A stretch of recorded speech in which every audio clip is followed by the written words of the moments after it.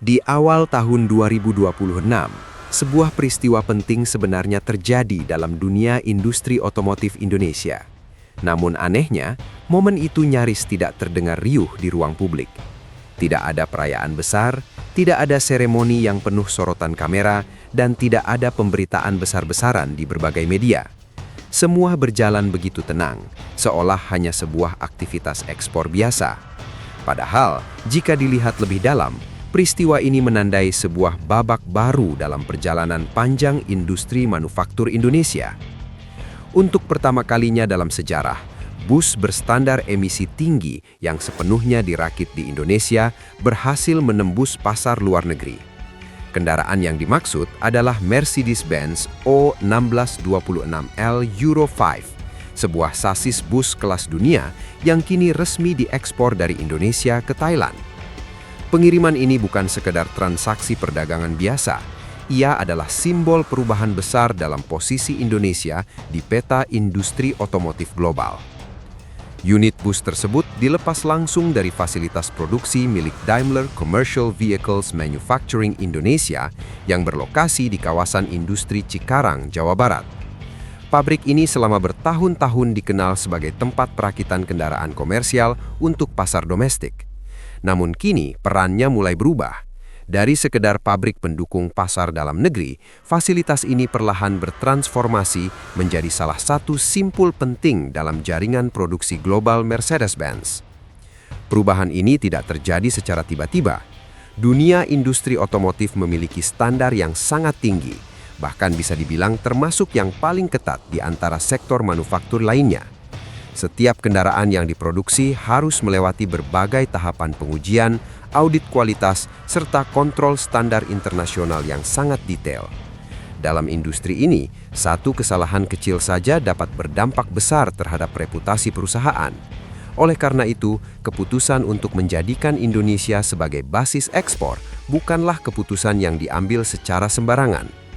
Kepercayaan tersebut lahir dari proses panjang yang melibatkan peningkatan kualitas produksi, konsistensi standar manufaktur, serta disiplin kerja yang terus dijaga selama bertahun-tahun.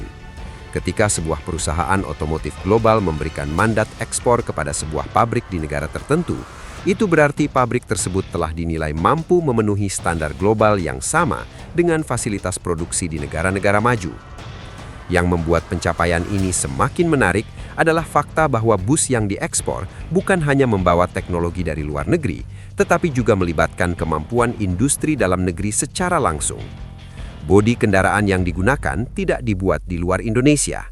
Sebaliknya, bodi tersebut diproduksi oleh perusahaan karoseri lokal, yaitu PT Laksana Bus Manufaktur, salah satu produsen bodi bus terbesar di Indonesia. Kolaborasi ini menghadirkan sebuah kombinasi unik antara teknologi otomotif Jerman dan kreativitas manufaktur Indonesia. Hasilnya adalah sebuah kendaraan komersial yang tidak hanya memenuhi standar internasional, tetapi juga menampilkan karakter desain khas industri bus Indonesia. Bodi bus yang digunakan berasal dari model Legacy SR3 Neo Panorama. Model ini dikenal memiliki tampilan modern dengan garis desain yang aerodinamis dan elegan. Salah satu ciri khasnya adalah penggunaan kaca panorama besar yang memberikan visibilitas luas bagi penumpang sekaligus menciptakan kesan kabin yang lebih lapang dan nyaman. Namun desain yang menarik hanyalah salah satu aspek dari keseluruhan proses produksi. Tantangan sebenarnya terletak pada kemampuan untuk memenuhi regulasi teknis yang berlaku di negara tujuan ekspor. Setiap negara memiliki aturan transportasi yang berbeda-beda, mulai dari standar keselamatan, struktur rangka kendaraan, sistem evakuasi darurat, hingga material interior yang digunakan. Dalam proyek ekspor ini, tim karoseri Indonesia harus memastikan bahwa setiap detail kendaraan sesuai dengan regulasi transportasi yang berlaku di Thailand. Ini mencakup pengaturan pintu darurat, sistem ventilasi, tata letak kursi, hingga spesifikasi material yang digunakan di dalam kabin. Semua komponen tersebut harus melalui proses pengujian berulang untuk memastikan bahwa kendaraan benar-benar aman digunakan dalam operasional transportasi publik. Dari sisi teknis, sasis Mercedes-Benz O1626L Euro 5 sendiri merupakan salah satu platform bus yang telah digunakan di berbagai negara. Sasis ini dikenal memiliki fleksibilitas tinggi sehingga dapat digunakan untuk berbagai jenis aplikasi transportasi, mulai dari bus antar kota, bus pariwisata, hingga kendaraan angkutan penumpang berkapasitas besar. Versi yang diproduksi di Indonesia telah memenuhi standar emisi Euro 5, sebuah regulasi lingkungan yang mengatur batas maksimal emisi gas buang kendaraan bermotor. Standar ini menandakan bahwa kendaraan tersebut dirancang untuk menghasilkan emisi yang lebih rendah dibandingkan generasi sebelumnya, sekaligus meningkatkan efisiensi bahan bakar. Jantung dari kendaraan ini adalah mesin diesel Mercedes-Benz O606LA, sebuah mesin 6 silinder segaris dengan kapasitas lebih dari 6.300 cc. Mesin ini dirancang khusus untuk kendaraan komersial yang membutuhkan tahan banting tinggi dan performa stabil dalam jangka waktu operasional yang panjang. Tenaga yang dihasilkan mencapai sekitar 260 tenaga kuda dengan karakter torsi besar pada putaran mesin rendah. Karakter seperti ini sangat penting bagi kendaraan yang digunakan untuk perjalanan jarak jauh atau medan dengan kondisi jalan yang bervariasi. Di banyak wilayah Asia Tenggara, kendaraan transportasi publik sering menghadapi kombinasi jalan datar, tanjakan panjang, serta kondisi lalu lintas yang padat.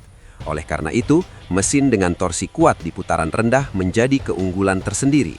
Selain performa mesin, aspek kenyamanan juga menjadi perhatian utama. Bus ini dirancang dengan posisi mesin di bagian belakang kendaraan. Penempatan seperti ini membantu menciptakan distribusi beban yang lebih seimbang, sehingga kendaraan memiliki stabilitas yang lebih baik saat melaju.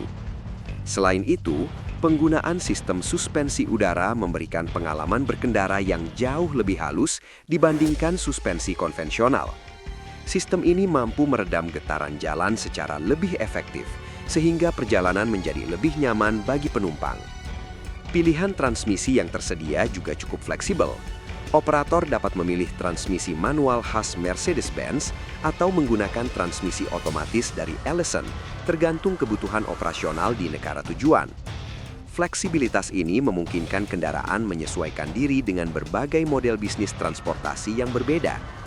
Dari sisi keselamatan, kendaraan ini telah memenuhi berbagai regulasi internasional yang sangat ketat.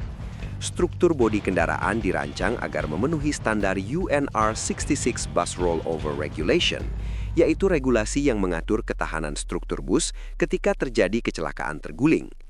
Selain itu, material interior yang digunakan juga telah memenuhi standar UNMAR 118 Vehicle Interior Fire Regulation yang mengatur ketahanan material terhadap api. Standar ini sangat penting untuk memastikan bahwa risiko kebakaran di dalam kendaraan dapat diminimalkan, sekaligus memberikan waktu evakuasi yang cukup bagi penumpang jika terjadi keadaan darurat. Semua standar tersebut menunjukkan bahwa kendaraan yang diproduksi di Indonesia tidak hanya memenuhi syarat administratif untuk ekspor, tetapi juga benar-benar mampu bersaing dalam hal kualitas, keselamatan, dan performa. Lebih jauh lagi, keberhasilan ekspor ini membawa dampak yang jauh lebih luas bagi industri nasional. Setiap unit kendaraan yang diproduksi tidak hanya melibatkan satu perusahaan saja, tetapi juga melibatkan rantai pasok yang panjang, mulai dari produsen komponen, pemasok material, tenaga kerja terampil, hingga berbagai perusahaan pendukung lainnya. Dengan adanya aktivitas ekspor, seluruh ekosistem industri otomotif nasional ikut terdorong untuk berkembang. Permintaan terhadap komponen lokal meningkat, standar kualitas produksi ikut naik, dan kemampuan teknis tenaga kerja semakin terasah. Inilah yang sering disebut sebagai efek berantai dalam industrialisasi.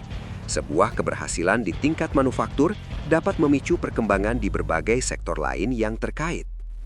Thailand sebagai negara tujuan ekspor pertama juga memiliki arti strategis. Negara ini dikenal sebagai salah satu pusat industri otomotif terbesar di Asia Tenggara. Masuknya produk kendaraan komersial buatan Indonesia ke pasar tersebut menunjukkan bahwa kualitas produksi nasional telah mampu bersaing di kawasan yang sangat kompetitif. Kedepan, peluang ekspor tidak hanya terbatas pada satu negara saja. Dengan meningkatnya kebutuhan transportasi publik, urbanisasi yang terus berkembang, serta pertumbuhan sektor pariwisata di berbagai negara berkembang, permintaan terhadap kendaraan bus diperkirakan akan terus meningkat. Jika konsistensi kualitas produksi dapat terus dipertahankan, bukan tidak mungkin kendaraan buatan Indonesia akan semakin sering terlihat di berbagai wilayah dunia, mulai dari Asia Tenggara, Timur Tengah, Afrika, hingga kawasan Oseania. Pada akhirnya, ekspor bus ini bukan sekadar transaksi ekonomi atau pencapaian industri semata. Ia adalah simbol perubahan posisi Indonesia dalam rantai nilai global. Dari negara yang sebelumnya hanya dikenal sebagai pasar besar kendaraan, Indonesia kini mulai bergerak menuju peran yang lebih strategis sebagai basis produksi yang dipercaya oleh perusahaan otomotif dunia. Perjalanan menuju titik ini tentu tidak singkat. Ia merupakan hasil dari proses panjang peningkatan kualitas manufaktur, investasi teknologi, pengembangan sumber daya manusia, serta kemitraan industri yang terus diperkuat. Keberhasilan ini juga memberikan pesan penting bahwa kolaborasi antara teknologi global dan kemampuan lokal dapat menjadi kunci daya saing di masa depan. Indonesia tidak selalu harus menciptakan segalanya dari awal, tetapi mampu mengadaptasi, menyempurnakan, dan mengeksekusi standar dunia dengan presisi yang tinggi. Jika momentum ini terus dijaga, maka bukan hal yang mustahil bahwa dalam beberapa tahun ke depan, kendaraan buatan Indonesia akan semakin sering melintas di jalan-jalan berbagai negara, bukan lagi sekadar sebagai produk alternatif yang murah, melainkan sebagai simbol kualitas, keandalan, dan kepercayaan global terhadap kemampuan industri manufaktur Indonesia.